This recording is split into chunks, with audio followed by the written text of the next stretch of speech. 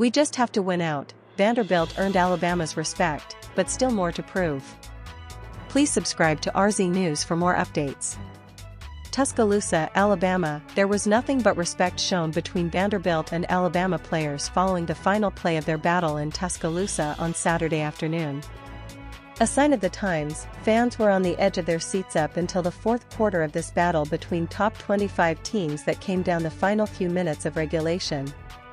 You shouldn't expect anything less from this Vanderbilt squad led by Diego Pavia, who will most assuredly take the blame for what transpired on the field.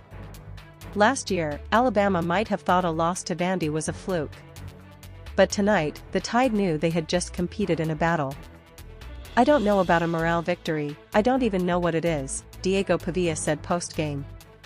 There was a moment in this game where it looked as though the Doors were about to take a 14-point lead, which would have left the fans inside Bryant-Denny Stadium in utter disbelief. But thanks to a fumble by its leader, Vanderbilt found itself hanging on to the lead before it finally evaporated. Though Vandy did prove it belonged in games like these, no matter what fans tried to take away from the 30-14 loss to Alabama.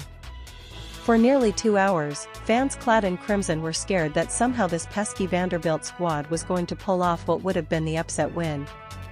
At the end of the game, there were more sighs of relief coming from the stands than even pure jubilation.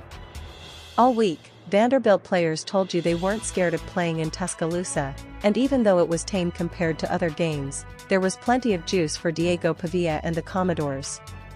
Diego Pavia did not run from the challenge, but Alabama too good.